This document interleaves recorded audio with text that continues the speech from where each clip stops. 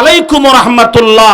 আজকে থেকে যদি এই সালামের প্রথা চালু করেন, বউ কবি ঢং নিয়ে চেয়ার ভাব খারাপ আসবে। যদি আজকে গিয়ে সালাম দেন, বে জরিনার মা আসসালামু আলাইকুম, কবি ঢং নিয়ে চেয়ার ভাব খারাপ। কথা বল, গাছ একদিনে বড় হয় না। আজকে গিয়ে ওয়াজ করবেন, গো রহিমের মা শোনো, আমাদের মধ্যে সালামের আদান প্রদান করতে হবে। হাদিসের কথা শোনেন, বিশ্ব নবী বলেছেন, স্বামী স্ত্রী যখন হ্যান্ডশিপ করে এইভাবে, যতক্ষণ দুই হাত এই রকম থাকবে, ততক্ষণ দুইজনেরই ছোট ছোট সগীরা গুনাহ মাফ হতে থাকে। যখন হাতটা ছেড়ে দেয়, গুনাহ ক্ষমা হতে বন্ধ হয়ে যায়। কোন সুবহানাল্লাহ, জোরে কোন সুবহানাল্লাহ। ভাইরা আমার, সালামের আদান প্রদান স্বামী স্ত্রীর মধ্যে বেশি বেশি চালু করবেন। কথা বলেন ঠিক কিনা? আমার ভাইরা, আমার বাবাজি, ও আমার বাপজানেরা, এবারে খেয়াল করে শোনেন গো, শান্তির মালিককে জোরে বলেন। হয় নাই, জোরে বলেন শান্তির মালিককে। বাড়িতে বাড়িতে কোরআন তেলাওয়াত করবেন। কোরআন তেলাওয়াতের মর্যাদা রয়েছে। এই জন্য আমর বিন ওয়াহাব কোরআন তেলাওয়াত করতেছেন। কথা বলেন ঠিক কিনা? ভাইজান আমার, আল্লাহ নবী বিশ্ব নবী বলেছেন, যে বাড়িতে কোরআন তেলাওয়াত হয় ওই বাড়িতে আল্লাহর পক্ষ থেকে রহমত, বরকত, মাগফিরাত, নাজাত বর্ষণ হয়। কোন সুবহানাল্লাহ। আমার ভাইয়েরা, আল্লাহ নবী বলেছেন, কোরআন কারীমের মধ্যে এমন একটা সূরা আছে যে সূরার নাম হলো মুলক। বলেন তো সূরার নাম কি? ভাইজান, সূরার নাম হলো মুলক। এই সূরাটা যদি কোনো নারী কোনো পুরুষ প্রতিদিন পড়ে, কন্টিনিউ পড়ে, নিয়মিত কোরআন কারীম থেকে যদি এই সূরাটা পড়তে পারে, আল্লাহ নবী বলেছেন, সাহাবারা শুনে রাখো, শুনে রাখো, এই সূরা তেলাওয়াত করার কারণে, পড়ার কারণে মানুষ মারা যাওয়ার পর সর্বপ্রথম একটা আযাব দেওয়া হয়, আযাব দেওয়া হবে। ওই আযাবটি হলো ডান পাজরের মাটি বাম পাজরে চলে আসবে, বাম পাজরের মাটি ডান পাজরে চলে যাবে। ভাইজান, সূরা মুলক পড়ার কারণে কবরের মাটি চাপা আযাব থেকে আল্লাহ পাক হেফাজত করবে। জোরে কোন সুবহানাল্লাহ। আমার ভাইরা, আমর বিন ওয়াহাব কোরআনুল কারীম তেলাওয়াত করতেছেন।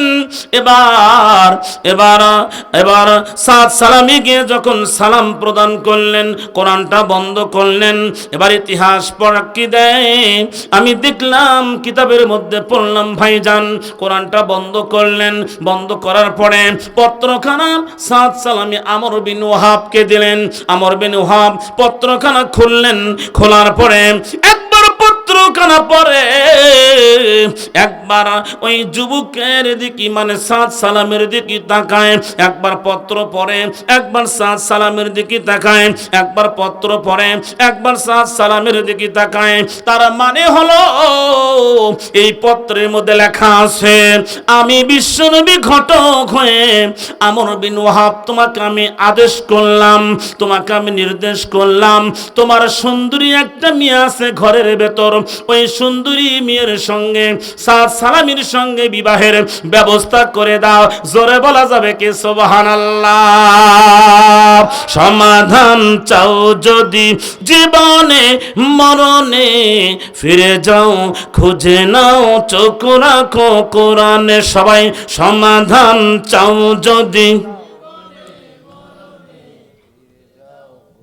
চিনতে নাই 15 মিনিট পর বিড়ি খাওয়ার ছুটি দেবো। মুখের জোর কমে গেল কে বাবা? একটা বিড়ি সিগারেটের জন্য সেই ভোট আসতেছে সামনে, কয় আমার ভাই তোমার ভাই বল্টু ভাই, চাচারও ভাই বেটারও ভাই, একটা বিড়ি সিগারেটের জন্য। এটা হলো বাঙালি। বাঙালি মাগ না পেলে আলকাতরাও খায়। কাপড় ধরছে, আমাকে আলকাতরা দি। আলকাতরার দাম 20 টাকা, কাপড়ের দাম 700 টাকা। কাপড়ের দাম বেশি, ওটা দেখলো না, আমাকে আলকাতরা দাও। তো বাঙালি লাভ যেটি, বাঙালি সেটি। কথা কন ঠিক কিনা? একটা সিগারেটের জন্য, বিড়ির জন্য আমি দেখেছি কমসে কম 20 বছর আগে যে ঘটনা, চারেনার বিড়ি, তার মানে 1 টাকার একটা প্যাকেটে 25টা বিড়ি থাকে, 2 টাকা হলে পাওয়া যাচ্ছিল। তা আমি দেখছি নাচতে নাচতে নঙ্গি খুলে গেছে। হাই রে বাঙালি। বাঙালি, এটা বাঙালি। কথা কোন ঠিক না বেঠিক? তো সবাই একটু জোরে সোরে পড়তে পারবেন না? সমাধান চাও যদি জীবনে মরণে ফিরে যাও, খুঁজে নাও চোখ রাখো কোরআনে। সমাধান ও সমাধান, সমাধান চাও যদি জীবনে মরণে ফিরে যাও, খুঁজে নাও চোখ রাখো কোরআনে। তবেই পাবে সুখ শান্তির ঠিকানা, তবেই পাবে সুখ শান্তির ঠিকানা, যদি মেনে নাও তুমি মনে প্রাণে। সমাধান সমাধান চাও যদি জীবনে মরণে ফিরে যাও, খুঁজে নাও চোখ রাখো কোরআনে। এ বাণী সকলের নয় শুধু হুজুরের। মারহাবা কোন? এ বাণী সকলের নয় শুধু ইমামের, যারাই চলবে মেনে ফল পাবি কোরআনের। ঘরে বলো কিবা শহরে বলো, ঘরে বলো কিবা গ্রামে বলো, অশান্তি দূর করে শান্তি আনে। সমাধান সমাধান চাও যদি জীবনে মরণে ফিরে যাও, খুঁজে নাও চোখ রাখো কোরআনে। সবাই সমাধান সমাধান চাও যদি জীবনে মরণে ফিরে যাও, খুঁজে নাও চোখ রাখো কোরআনে। সমাধান ও সমাধান ও সমাধান, সমাধান চাও যদি জীবনে মরণে ফিরে যাও, খুঁজে নাও চোখ রাখো কোরআনে। জোরে বলেন মারহাবা। আমার বন্ধুগণ ও আমার ভাইজান, একটুখানি কান লাগাবেন, মন লাগাবেন। ঘড়ি কাটা দিক দিক করে চলছে, সময় মনে হয় বেশি পাবো না। ভাইজান এবার আমর বিন ওয়াহাব চিন্তা করলেন, আমার মেয়ে মদিনার সবচাইতে বড় সুন্দরী, পরমা সুন্দরী, রূপসী রূপবর্তী। সুবহানাল্লাহ কোন? হয় নাই? জোরে বলেন সুবহানাল্লাহ। ভাইজান বিশ্বনবী যেখানে ঘটক, এখানে লস হওয়ার কথা নয়, বরঞ্চ লাভ আর লাভ আর লাভ। এবার আমর বিন ওয়াহাব চিন্তা করলেন, আমার মেয়ে মদিনার সবচাইতে বড় সুন্দরী, রূপসী রূপবর্তী। কিতাবের মধ্যে লেখা হয় মদিনার সবচাইতে সিরিয়াল নাম্বার 1 সুন্দরী আমর বিন ওয়াহাবের। আমর বিন ওয়াহাব ধনাঢ্য ব্যক্তি, ওনার মেয়েটাও হলো মদিনার 1 নাম্বার সুন্দরী। জোরে কোন মারহাবা। আমার ভাইজান এবার সাদ সালামিকে পত্রখানা রিপ্লাই দিলেন, ফিরে দিলেন। ভাস করে বলতেছে, বাবা এটা নিয়ে তুমি চলে যাও, আমি গবেষণা করি, চিন্তা করি, ফিকিরি করি। যাও যাও তুমি চলে যাও। বন্ধুগণ আমার খেয়াল করে মনোযোগ দেন। সাদ সালামি চিন্তা করছেন, না না না, এবার মনে হয় এটা আমার বিয়ে হবে না। চিন্তা করলেন, কেন ফিরে দিলেন, কেন ব্যাগে দিলেন, ঘটনা কি বুঝতে পারলাম না। সাদ সালামি এক পা দুই পা করে যায়। বন্ধুগণ আমার আমর বিন ওয়াহাব কোরআনটা হাতে লইয়া যখন ঘরের ভেতর প্রবেশ করবে, ঘরের ভেতর প্রবেশ করার সঙ্গে সঙ্গে ঘরের দরজার আড়ালে দেখে আমর বিন ওয়াহাবের সুন্দরী মেয়ে কান্না করতেছে। জোরে জোরে বলা যাবে কি সুবহানাল্লাহ। আমার বন্ধুগণ খেয়াল করেন, বাবাজি এবার চিন্তা করলো, কেন কান্না করেন? সুন্দরী নারী, কোনোদিন কষ্ট দেই নাই, কোনোদিন প্রসাদ নিতে আমি বিলম্ব করি নাই, বিলাসিতা দিয়ে মানুষ করেছি। ঘটনা কি? আমর বিন ওয়াহাব তার মেয়েকে বলতেছে, মেয়েটির নাম কিতাবের মধ্যে আসছে রুয়াইনা। বলেন তো নামটা কি বললাম? সবাইকে বলতে হবে নামটা কি বললাম? রুয়াইনা। এই মেয়ের নাম হলো রুয়াইনা। এবার আমর বিন ওয়াহাব বলতেছে, মাগো তুমি কেন কান্না করো বুঝতে পারলাম না, কেন কাঁদো, কি জন্য কাঁদো বুঝতে পারলাম না, বলো বলো বলো বলো বলো।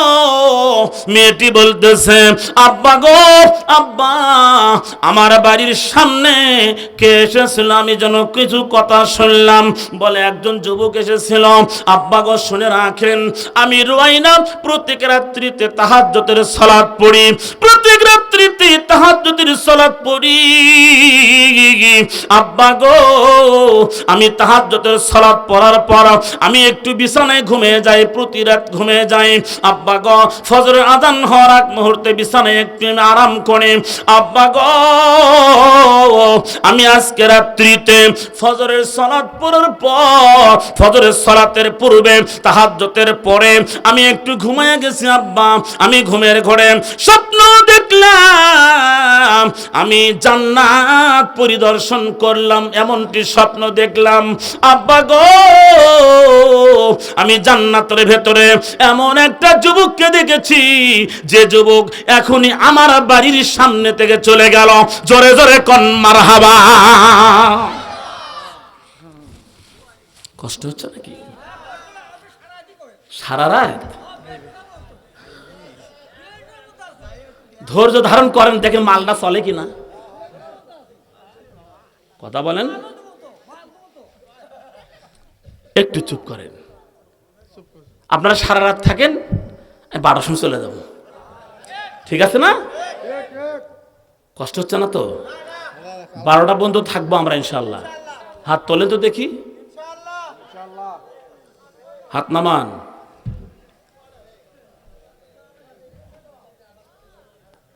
এবার ঘরের দরজার আড়ালে সুন্দরী মেয়ে কাঁদতেছে। সুবহানাল্লাহ বলেন, সুবহানাল্লাহ কোন হয় নাই, কোন আলহামদুলিল্লাহ না, কোন আল্লাহু আকবার। মদিনার সবচেয়ে বড় ধনী, সবচেয়ে বড় সুন্দরী সাহাবীটির কপাল খুলে গেছে, কোন সুবহানাল্লাহ।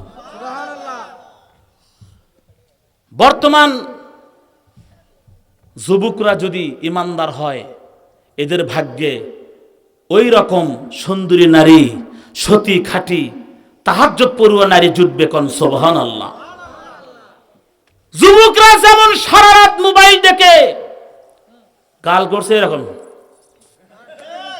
জিন ধরে নাল দেখা যায়। কথা কোন ঠিক না বেটি? এই সারা রাত মোবাইল দেখে দেখে চোখ গেছে গাতের মধ্যে।